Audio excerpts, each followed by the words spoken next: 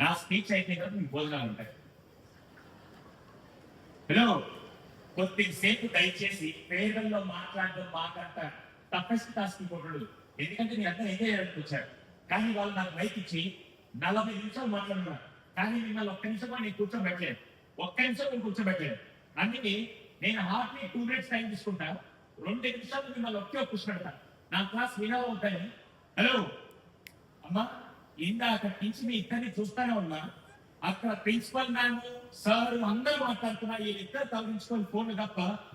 Sorry to say this, ఒక soldier యుద్ధానికి వెళ్తున్నప్పుడు చేతిలో AK-47 గన్ పట్టుకొని ఎదురుగా సెట్టు చేసే సైకిల్ ఎదురొస్తున్నప్పుడు ఎక్కడ చంపకపోతే వాళ్ళ మనం చనిపోతామని తెలిసి గన్ని పట్టుకొని ఎదురు చూస్తున్నప్పుడు ఆయనకప్పుడే వాట్సాప్ నోటిఫికేషన్ వచ్చింది, ఒక నిమిషం ఆగల అని తీసి చూస్తే ఏమవుతుంది?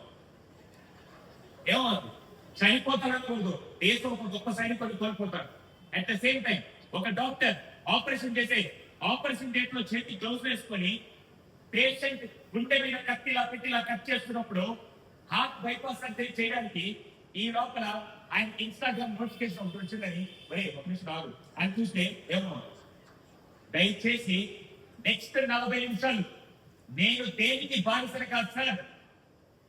ఈ మొబైల్ నేను వాడుకుంటాను తప్ప దీనికి నేను బానిసలు కాదని నెక్స్ట్ 40 నిమిషాలు నీకు దమ్ము ఉంటే ఆ మొబైల్ పక్కన పెట్టి వినే దమ్ము నీకుంటే నీ తలపడి తిప్పకుండా చెప్పే దమ్ము నా దగ్గర ఉంది. చెప్పడానికి నేను రెడీ. వినే దమ్ము ఎంతమంది దగ్గర ఉంది? వినపాలా? హలో, ఎందుకు మొబైల్స్ వాడతారని చెప్పారు సార్. ఇప్పుడు ఒక క్వశ్చన్ అడుగుతా, ఈ మధ్య ఏ కాలేజ్ క్వశ్చన్ అడగండి భయం ఏంటి సార్? నేను క్వశ్చన్ అడగగానే బ్రెయిన్ వాడటం మానేశారు. అందుకని నా క్లాస్ వినలో ఉందని చెప్పి నేను ఒకే క్వశ్చన్ అడతా. గత 12 సంవత్సరాల నుంచి ఇప్పటిదాకా ఏ ప్రోగ్రామ్ మొదలుపెట్టా ఆ క్వశ్చన్ తో మొదలుపెట్టా. ఇప్పటిదాకా 12 సంవత్సరాల్లో 15 లక్షల మంది పైగా అడిగారు. ఒక్కడు కూడా ఆన్సర్ చెప్పారు, ఒక్కడు కూడా ఆన్సర్ చేయరు. కానీ ఇందాకే ఈ హాల్లోకి వస్తుంటే ఒక్కసారిగా పాజిటివ్ వైపు వచ్చింది. సుధీర్, నువ్వు ఎక్కుతున్న మేధావులు ఎక్కడ నీకు ఆన్సర్ చెప్పడానికి ఈ రోజు ఇక్కడ కూర్చొని ఒక్కసారి నాకు పాజిటివ్ వైపు అనిపించింది. ఎందుకు అడగచ్చా?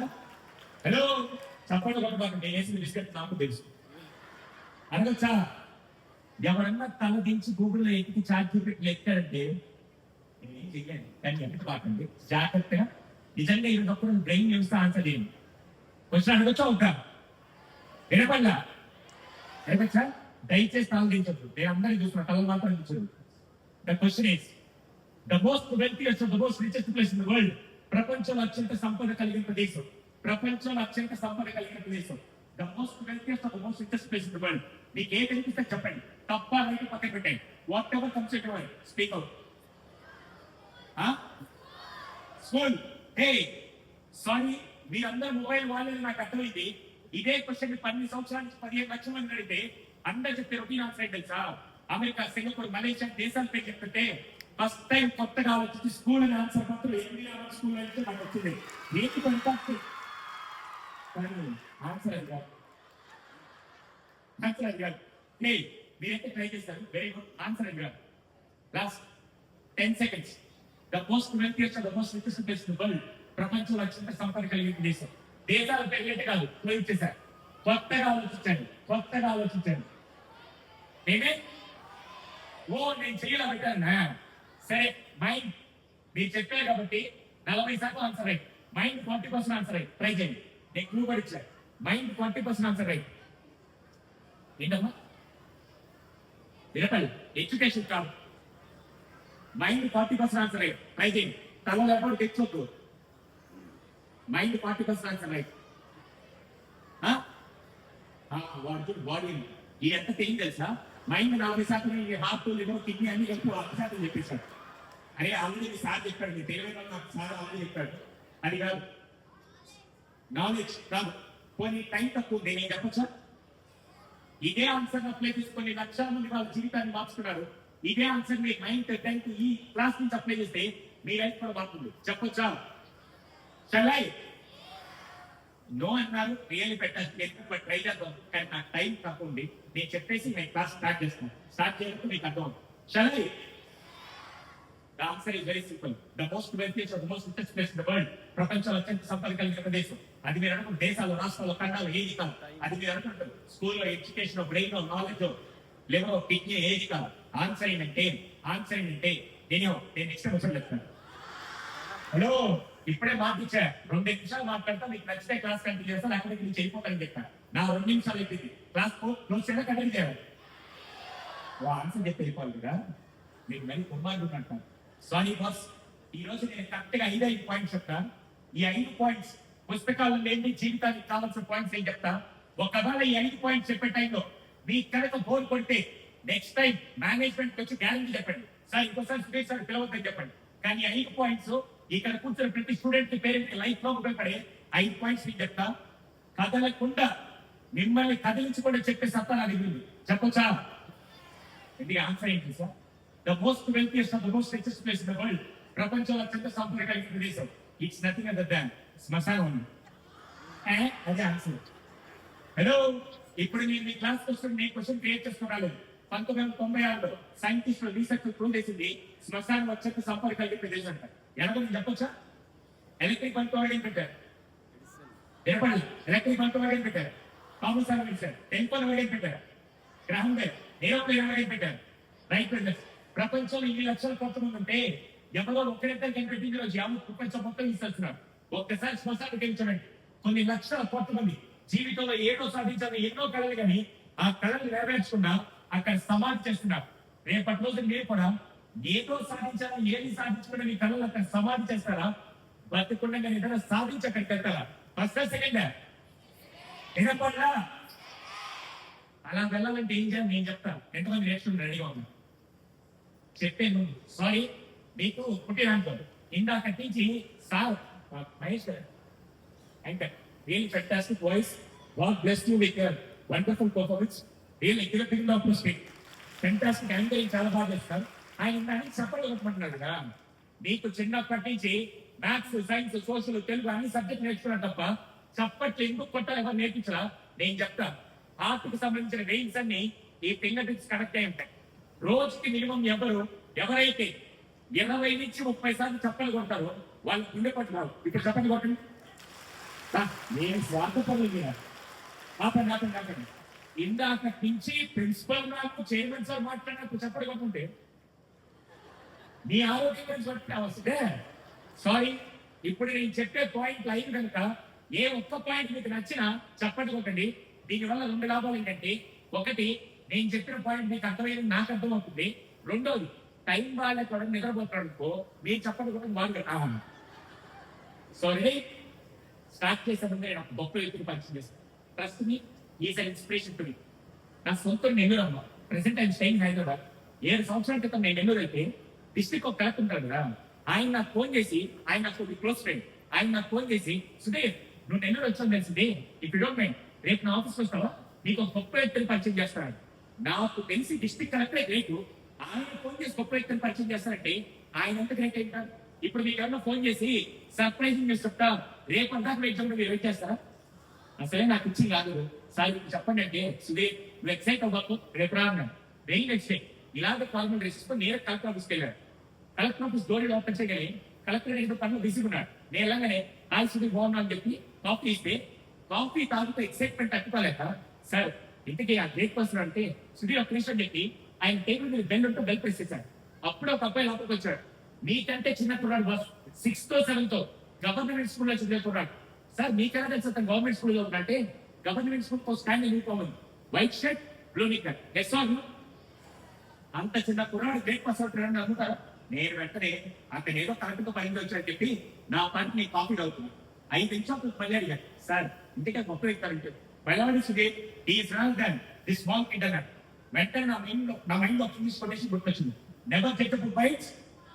వినపల్లా ఆల్రెడీ తప్పు చేశానని చెప్పి నాకు నేను సారీ చెప్పుకొని వెంటనే, sir very happy and fortunate with this kind of great person, కానీ ఇతను గ్రేట్ ఎలా అయ్యాడో నేను అడిగాను.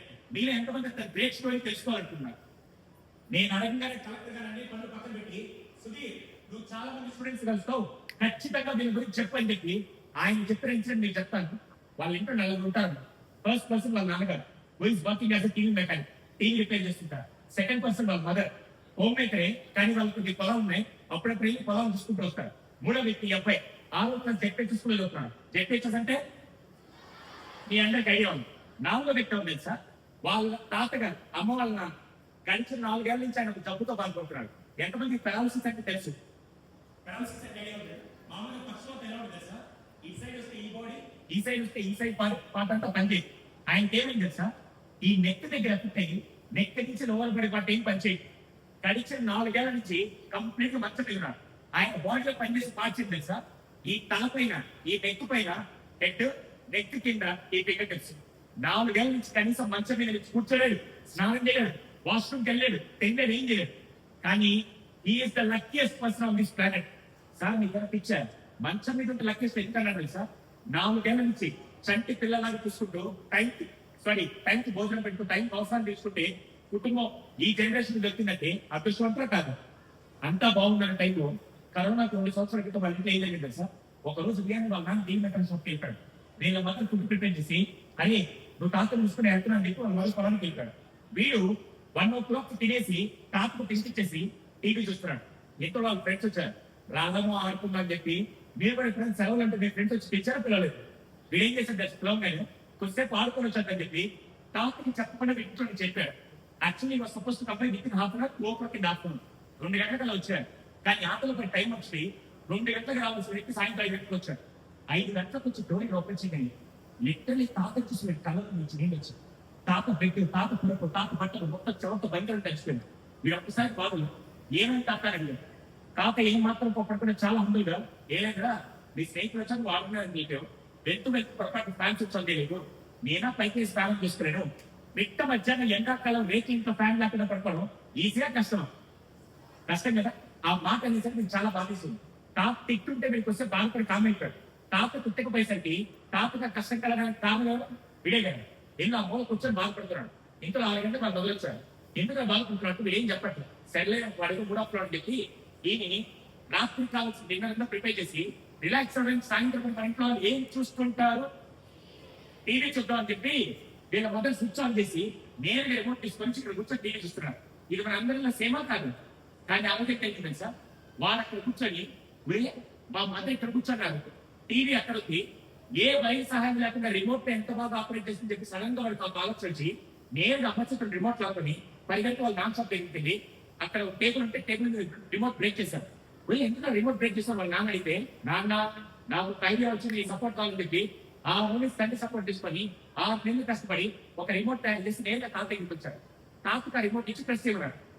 నేను బెడ్రూమ్ లో ఉన్నాను, హాల్లో టీవీ ఉంది, నేను చూడండి కదా అంటే లేక తాత ఈ బటన్ ప్రెస్ అయినా తాత కింద పని చేస్తాయి కదా, బటన్ ప్రెస్ అయినా ట్రాక్ అయింది.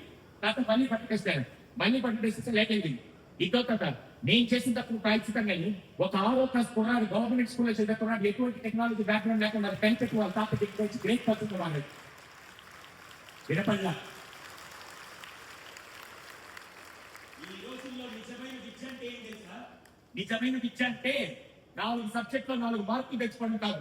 సమాజంలో ఏదైనా సమస్యను పరిష్కరించే విధంగా నీ ఆలోచన శక్తి పెరిగితే దాన్ని నిజమైన విద్య అని నేను అంటాను. ఎంత బాగా చెప్పుకున్నాను రైట్.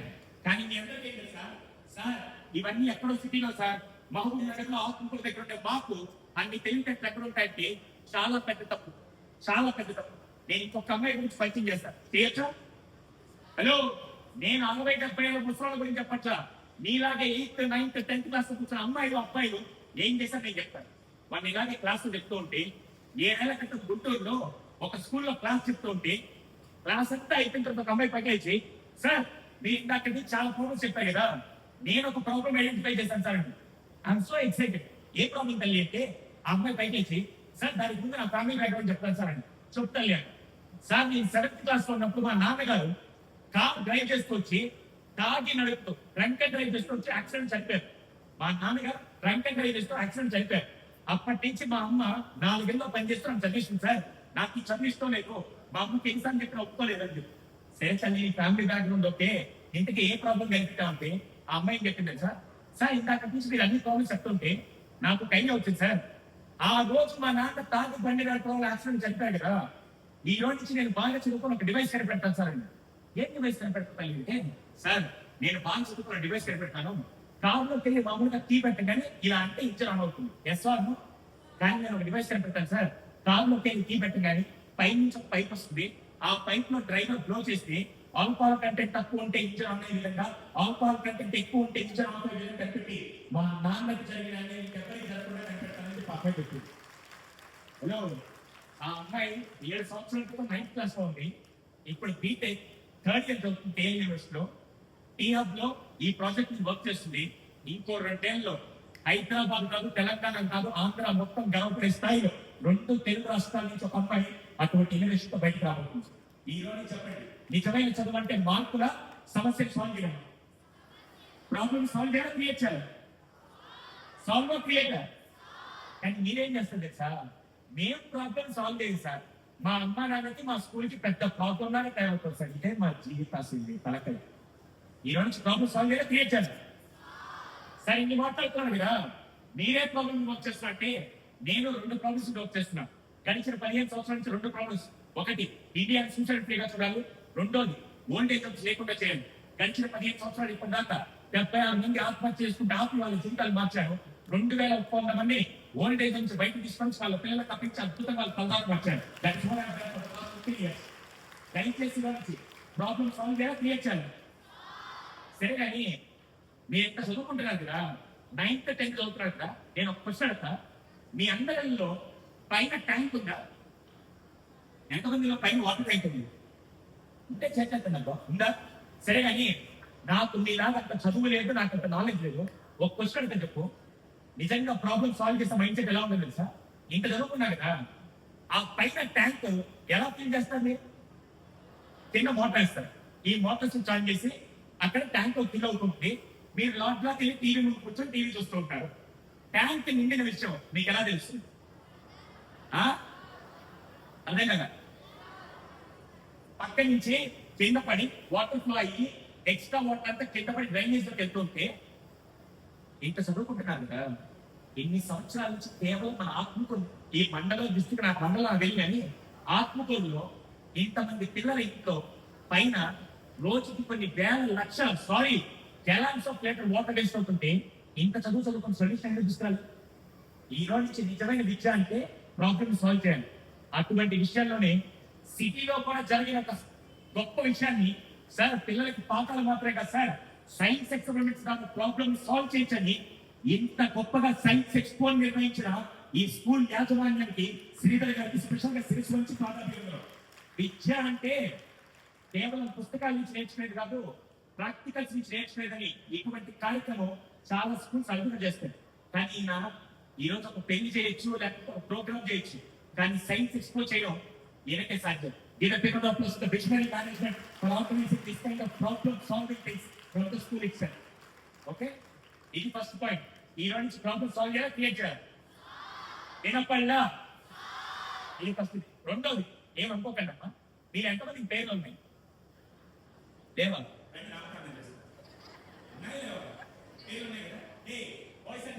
బాగా ఆలోచన చెప్పండి. పేరుకి లెఫ్ట్ సైడ్ ఉండగానే ఏమంటారు? పేరుకి లెఫ్ట్ సైడ్ ఉండగానే ఏమంటారు? ఇనిషియల్. తెలుగులో ఏమంటారు? ఇంటి పేరు. ఆ ఇంటి పేరు ఎవరు ఇచ్చండి? నాన్నగారు పేరెంట్స్ అని చెప్పండి. ఓకేనా? ఇంటి పేరు ఎవరు ఇచ్చారు? వాళ్ళకే ఇచ్చారు. అందరూ ఒకేసారి వాళ్ళకే ఇచ్చారు. వాళ్ళకే ఇచ్చారు అంటే ఎవరు వస్తే పేరెంట్స్ కదా. కానీ ఈ మధ్య చూడండి, బాగా డబ్బు మదనెక్కి 30-32 వయసులో ఉండేవాడు మంచి లగ్జరియస్ కార్ నుంచి రోడ్డు మీద గొడవగానే కిందకు వచ్చి, నేను ఎవరు తెలుసా, మా నాన్న ఎవరు తెలుసా, నా తాత ఎవరు తెలుసా, ఏమంటే అవును, వాడు చెప్పే డబ్బు, పేరు, నాన్న ఇవన్నీ లేకపోతే వాడు బ్యాంక్ వెళ్తారు. వినపల్లా? అరే భయ్, పేరు లెఫ్ట్ సైడ్ లో ఉండాల్సి నాన్నగారు ఇచ్చినాక, తాతగారు ఇచ్చినాక, వారసత్వం వచ్చినాస్తే పేరు రైట్ సైడ్ లో మనకు వచ్చేస్తే దట్ ఈస్ కాల్డ్ ఎడ్యుకేషన్. ఒక్క ఎడ్యుకేషన్ మాత్రమే మనిషి గౌరవం తీసుకుంటే నేను గర్వం చెప్తాను. ఒక్క ఎడ్యుకేషన్ మాత్రమే. హలో, దానికి నేనే బెస్ట్ ఎగ్జాంపుల్. ఈ రోజు నాకంటే వయసులో పెద్దవాళ్ళు చాలా మంది ఉన్నారు. నన్ను ఎందుకు పిలిచాను తెలుసా? నేను ఏ కార్లో తిరుగుతాను, ఏ బంగ్లాలో ఉంటాను, ఎన్ని కోట్లు సంపాదించాను కాదు, నా పేరు పక్కన సైకాల్ డిగ్రీ చూసి నాకు రెస్పెక్ట్ ఇస్తున్నాడు. ఒక్క ఎడ్యుకేషన్ మాత్రమే మనిషికి రెస్పెక్ట్ ఇస్తుంటే నేను గర్వం చెప్తాను. ఈ రోజు నుంచి హలో, ఒప్పుకోకపోతే ఎగ్జాంపుల్ ఇస్తాను. ఎవ్వరు నన్ను తక్కువ చేయకండి, ఎవ్వరు ఫీల్ అవ్వకండి. నేను ఎవ్వరు ఏ క్వశ్చన్ కింద పంపిస్తున్నా, కానీ ఒక క్వశ్చన్ అంటారు, మీరు ఎంతమంది పెట్రోల్ బంక్ వెళ్ళారు? నాకు అన్ని క్వశ్చన్స్ అంటే ఇష్టం, గౌరవం. పుట్టినాక పెట్రోల్ బంక్ వెళ్ళారు కదా, సూటిగా మీరు ఆన్సర్ చేయండి. ఒక ఆయన ఇక్కడ నిలబడి ఉదయం నుంచి సాయంత్రం ఎండలో నిలబడి పెట్రోల్ పడుతుంటాడు. అప్పుడు మీరు వెళ్ళి భయ్యా 100 రూపాయలు పెట్రోల్ కొట్టు అంటారా? సార్ 100 రూపాయలు పెట్రోల్ పట్టింది సార్ అంటారా? వినపల్లా? మీరే చెప్పండి. సెకండ్, మీ చేతిలో అడ్రస్ ఉంది, అడ్రస్ తెలియట్లా, రోడ్డు మీద ఎస్ఐ గారు సీ గారు నిలబడుతున్నారు. నేను రెండు దగ్గరికి వెళ్ళి ఏ భయ్యా ఎండగా మీరు పట్టారా ఏమంటారు? అస్సలు. అదేంటి, ఇద్దరు మనుషులే కదా, ఇద్దరు జీతాల కోసం పనిచేస్తున్నారు. ఒకరు అడగకుండా రెస్పెక్ట్ ఇస్తున్నారు, ఇంకొకరికి అడిగినా రెస్పెక్ట్ ఇస్తారు. తెలియదు కారణం ఏంటి? ఎడ్యుకేషన్. బాస్ సాయంత్రం 7:30 వరకు, నేను 8th క్లాస్ ఉన్నప్పుడు సాయంత్రం 7:30 వరకు మా నాన్నగారు అనుకుంటున్నారు. 8:30 ఉండకుండా చనిపోతే 8:40 ఆ రోజు మా నాన్నగారి తరపు బంధువులు, అమ్మగారి తరపు బంధువులు, పక్కన రిలేటివ్స్, నైబర్స్ అందరూ మమ్మల్ని రోడ్డు మీద వెళ్ళిపోతే ఆ రోజు నాకు 2 ఆప్షన్. ఒకటి, ఏ మెకానిక్ షాప్ ఓపెన్ చేస్తుంటే ఈ రోజు నా పేరు పక్కింటి పంపిస్తుంది కదా. కానీ నేను 2 ఆప్షన్ చూసేసుకున్నా. 10 ఏళ్ల పాటు కుక్క కంటే ఏదైనా గాలి కంటే ఏదైనా 10 ఏళ్ల పాటు ఉదయం పూట కాలేజ్ వెళ్తూ సాయంత్రం ఇంటర్నెట్ షాప్ బట్టల షాప్ పనిచేస్తూ 10 ఏళ్ల తర్వాత ఈ రోజు నా పేరు పక్కన సైకాలజీ డిగ్రీ వస్తే ఎవరెవరైతే మమ్మల్ని రోడ్డు మీద వెళ్ళారో వాళ్ళే నా అపాయింట్మెంట్ కోసం ఎదురు స్థాయికి నా తర్వాత వచ్చి మొత్తం చదివాను. నేను గర్వం చెప్తాను. Education will get the respect. కానీ ఈ మధ్య దౌర్భాగ్యం చాలా మంది సెన్సీ మొదలు ఇన్స్టాగ్రామ్ యూట్యూబ్ చూసే వాళ్ళకి ఒక్క మెసేజ్ ఇస్తా, ఏమనుకోకండి. స్పెట్స్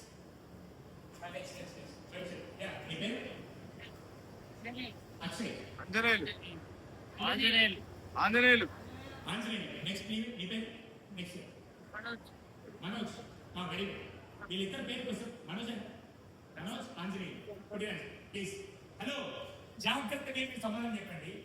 ఆత్మకూరులో ఒక కంపెనీ ఉంది, సాఫ్ట్వేర్ కంపెనీ ఇక్కడే పెట్టాను. ఆంజనేయులు ప్లస్ మనోజ్ ఇద్దరు నా దగ్గర పనిచేస్తారు. జాగ్రత్తగా వినండి, ఇద్దరు నా దగ్గర పనిచేస్తున్నారు. ఆంజనేయులు కనిపిస్తున్నాను తెలుసా, నెలకు 5 లక్షలు జీతం. విరాజ్ మనోజ్కి నెలకు 30,000 ఇస్తున్నారు. నెలకు 5 లక్షలు అంటే 2 సంవత్సరాలు పనిచేస్తే సేవ్ చేసి కోటీశ్వరుడు అయిపోతాడు. పాపం మనోజ్ ఎంత కష్టపడినా అంతకంటే ఇంకెక్కువ రాదు ఉన్నారు. ఇప్పుడు వీరిద్దరిలో నా దగ్గర పనిచేయడానికి ఎవరు ఇష్టపడతారు? 5 లక్షలు రా, మీకు అర్థం కావట్లేదు. డబ్బులా నెలకు 5 లక్షలు, నెలకు 30,000. ఏది ఎక్కువ? 5 లక్షలు కదా. ఇప్పుడు మీరు దేనికి వీళ్ళిద్దరు ఎవరు నా దగ్గరికి ఇష్టంగా పనిచేస్తారు? ఆంజనేయులు మనోజ్ గారు. ఇద్దరు బాగా చంపేస్తారు.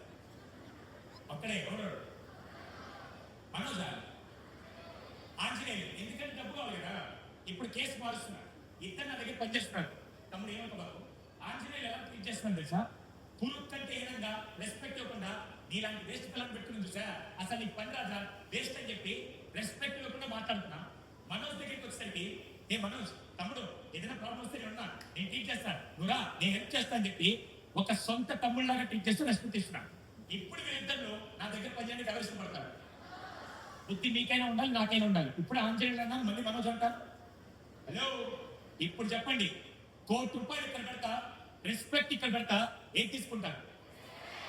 ఆ బుద్ధి కనుక మీకుంటే రేపటి నుంచి బయటకు వెళ్ళి నేనెవడో తెలుసా, మా తాత ఎవడో తెలుసా అని రెస్పెక్ట్ ని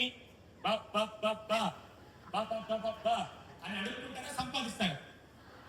అలా సంపాదించాలంటే నీ పేరు పక్కనే ఉండాలి. ఏముండాలి? ఎడ్యుకేషన్. ఆ ఎడ్యుకేషన్ మాత్రం మీ తర్వాత మారుస్తుంది. దయచేసి ఈ మొదలస్తపు టెక్నాలజీని మీ దరిద్రపు ఏ తప్పగా కానీ ఈ ఇన్స్టాగ్రామ్, పబ్జీలు, రోడ్ బ్లాక్స్ ఇవన్నీ వచ్చాక నేను కాలేజ్కి వెళ్ళను, నేను ఇంట్లో ఉంటా, టైం పాస్ చేస్తా అంటే మాత్రం రేపటి రోజు నేను ఒక్క రెస్పెక్ట్ ఇక్కడ కూర్చొని తమ్ముడు చెల్లి ఇద్దరు అడుగుతున్నాను. ఎప్పుడైనా మీ అమ్మ ఇలా ఫీల్ అయ్యారా? అని ఆ రోజు మేము ఇంకొంచెం ఎక్కువ చదువుకుంటే ఈ రోజు మా భవిష్యత్తు బాగుండేదని మీ ఇంట్లో ఎంతమంది పేరెంట్స్ ఫీల్ అయ్యారు? నేను చెప్పలేదు బాస్, మీకే తెలుసుకున్నాను. ఈ రోజు సెకండ్ పాయింట్, పేరు పక్కనే ఉండాలి. వినపడ పేరు పక్కనే ఉండాలి. ఇది సెకండ్ థింగ్. మూడవది, సిగ్గుతో తల దించుకొని అవమానంగా ఫీల్ అవుతూ ఈ ఇన్సిడెంట్ ఎందుకు ఇంత పెద్ద మాట మాట్లాడుతుందంటే సార్, ఇక్కడ కూర్చున్న ప్రతి స్టూడెంట్ కి ఇందాక చైర్మన్ సార్ శ్రీధర్ గారు చాలా అద్భుతమైన పాయింట్ చెప్పారు. దాన్ని నా స్టైల్లో చెప్తాను. 1947 ఆగస్ట్ 15 ఏం గుర్తొస్తుంది? 1947 ఆగస్ట్ 15 ఏం గుర్తొస్తుంది? భారతదేశంలో పుట్టిన ప్రతి ఒక్కరూ గర్వపడే రోజైతే తెలంగాణ, ఆంధ్ర ఉమ్మడిగా ఉన్నప్పుడు సిగ్గుతో తలదించుకుంటూ చెప్తున్నాను. భారతదేశ చరిత్రలో ఫస్ట్ టైం ఒక ఇన్సిడెంట్ జరిగింది. యావత్ భారతదేశంలో ఎప్పుడు జరగల. 2 తెలుగు రాష్ట్రాలు ఉమ్మడిగా ఉన్నప్పుడు ఒక ఇన్సిడెంట్, తెలుగు వాళ్ళందరూ తలదించుకునే విధంగా చేసిన ఇన్సిడెంట్ నేను ఇప్పుడు చెప్తాను. అది 2008 జరిగింది. సారీ అమ్మా, ఇది నేర్పాల్సింది చెప్పాల్సిన బాధ్యత నాది. అదేం తెలుసా, ఒక BTech third year college dropout అంటే మళ్ళీ చదవలేక ఆర్థిక కష్టాల వల్ల కాదు, హెడ్ వెయిట్ పెరిగి చెడు వ్యసనాల వల్ల రోడ్ల మీద వచ్చి ఒక అమ్మాయిని తీసేస్తున్నాడు. అలా ఒక అమ్మాయి దగ్గరికి వచ్చి ఐ లవ్ యూ ప్రపోజ్ చేశాడు. వెంటనే అమ్మాయి ఏం చేసింది తెలుసా, మన ఇంట్లో ఉండే ఒక సొంత చెల్లి అక్కలాగా ఆ అమ్మాయి ఏం చేసింది తెలుసా, సారీ బాస్, నేను ఇవన్నీ ఎంటర్టైన్ చేయను, మా నాన్న ఒక రైతు, అతి కష్టం మీద నన్ను చదివిస్తున్నాడు, రేపటి రోజు నా చదువు పూర్తయి ఉద్యోగం చేసి నా తమ్ముడిని చెల్లించి చదివించాల్సిన బాధ్యత నాది, నేను ఇప్పుడు ఎవరిని ప్రేమించలేను, దయచేసి నువ్వు నన్ను ప్రేమించి పెళ్లి చేసుకోవాలనుకో, నేనే నా చదువు పూర్తయ్యాక మా నాన్న వచ్చి అడుగు, మా నాన్న ఒప్పుకుంటే పెళ్లి చేసుకుంటాని, నచ్చకపోతే వద్దు అని చెప్పే హక్కు ఉందా లేదా? She did the same thing. కానీ కొంతమంది ఉంటారు, నాకు దక్కకపోయినా పర్లేదు అని, సారీ, మనోడు ఏం చేశారు తెలుసా, మధ్యాహ్నం 3 గంటలకి హాట్ సమ్మర్ సీజన్ లో, మిట్ట మధ్యాహ్నం 3 గంటలకి హాట్ సమ్మర్ సీజన్ లో బండేసుకొని నేను ఒక తీసుకొని దగ్గరికి వచ్చాడు. అక్కడ వాళ్ళిద్దరు స్నేహితులు టీ తాగుతుంటే రారమా బండెక్కండి అంటే ఎందుకు ఏంటి అనకుండా ఫ్రెండ్షిప్ మధ్యలో వచ్చి వాళ్ళిద్దరు బండెక్కారు. బండెక్కగానే వీడు ఏం చేశారు తెలుసా, నేరుగా బైక్ తీసుకొని ఆ అమ్మాయి చదివే కాలేజ్ గేట్ దగ్గర ఆపాడు. ఇంతలో 3:30కి కాలేజ్ బెల్ కొట్టాడు. 5th ఫ్లోర్ నుంచి గ్రౌండ్ ఫ్లోర్కి వచ్చి పార్కింగ్ లో బండి తీస్తుంది. ఆ అమ్మాయి బైక్ స్కూటీ తీస్తుంది. పాప మా స్కూటీ కూడా వాళ్ళ నాన్న ఎలా కొనిచ్చారు తెలుసా, రోజు 2 బస్సులు మా ఇంటికి రావాలంటే చాలా కష్టం అవుతుందని అప్పు చేసి ఈఎంఐ బండి కొనిస్తే ఆ అమ్మాయి ఎప్పుడు బండి తీస్తుంది. వెనక నుంచి ఇంకో ఫ్రెండ్ వచ్చి హే నువ్వు అదే దాని నాకు లిఫ్ట్ ఇస్తావు, ఓకే ఎక్కించుకుని బండి నడిపే అమ్మాయి ఎవరంటే ప్రేమించాలనుకున్న అమ్మాయి, వెనక్కి వచ్చిన అమ్మాయి ఏ మాత్రం సంబంధం లిఫ్ట్ అడిగిన నేరుగా బండి బయటకు వచ్చింది. ఎప్పుడెప్పుడు వస్తుంటాయని చెప్పి వాళ్ళ ముగ్గురు ఎదురు చూస్తూ నేరుగా అమ్మాయిని చేసేయడం మొదలు పెట్టారు. బండి నడిపే వ్యక్తి ఎవరంటే ప్రేమించాలనుకున్నాడు, వెనక్కి వచ్చిన ఇద్దరు వ్యక్తులు ఏ మాత్రం సంబంధం లేకుండా ఫ్రెండ్షిప్ పత్ర వచ్చి బండి ఎక్కారు. నేరుగా బండి 40 స్పీడ్ లో అమ్మాయిని చేసేస్తున్నారు. వాళ్ళ బండి 40 స్పీడ్ లో ఉంది, వీళ్ళ బండి 40 స్పీడ్ లో ఉంది.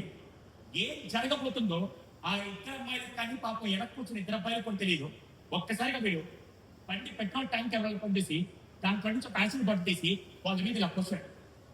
ఎవరైతే బండి నడుపుతున్నారో ఆ అమ్మాయి ఫేస్ మీద 30% యాసిడ్ పడింది.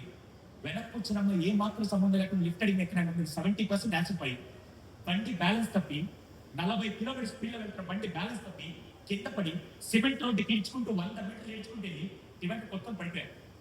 అమ్మ మీకు తెలుసా ఏదో, బాగా మరుగుతున్న వేడి నెలలో చేయి పెడితే ఆ మంట మనం తట్టుకోలేదు. ఫైర్ అటాక్ అయినప్పుడు ఆ స్కిన్ మొత్తం కాలిపోతుంది.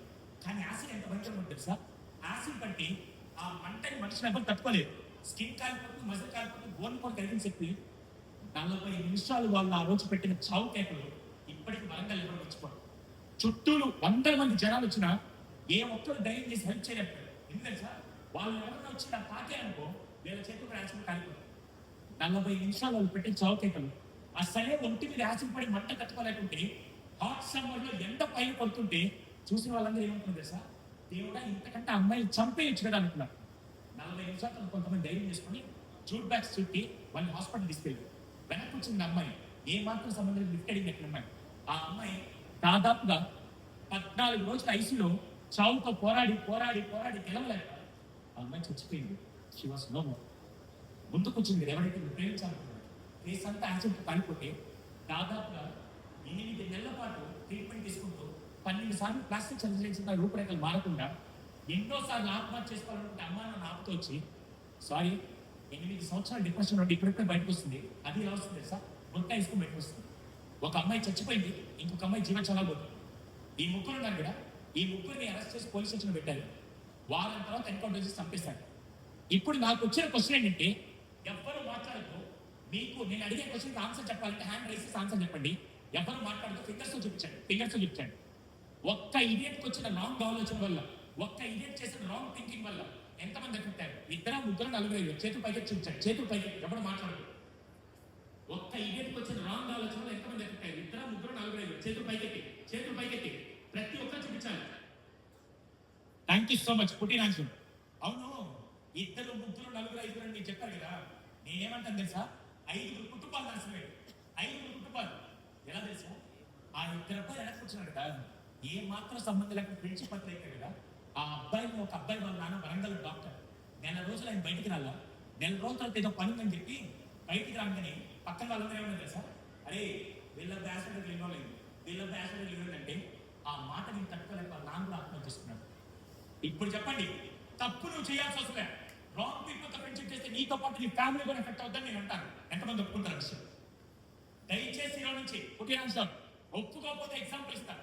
చూస్తాను కానీ మీ అందరికీ విరాట్ సచిన్ గుర్తొస్తాడు, థమ్సప్ అనగానే మహేష్ బాబు గుర్తొస్తాడు. అవును, నాకు తెలియకనంత మహేష్ బాబు వల్ల థమ్సప్ పేరు వచ్చిందా, థమ్సప్ వల్ల మహేష్ బాబు పేరు వచ్చిందా? మహేష్ బాబు వల్ల థమ్సప్ కి, విరాట్ కోహ్లీ వల్ల బూస్ట్ కా, బూస్ట్ వల్ల విరాట్ కోహ్లీ. అరే పిచ్చి మొహాలరా, వాళ్ళందరూ డబ్బులు తీసుకొని వస్తువులు బ్రాండ్ అంబాసిడర్ అవుతారు.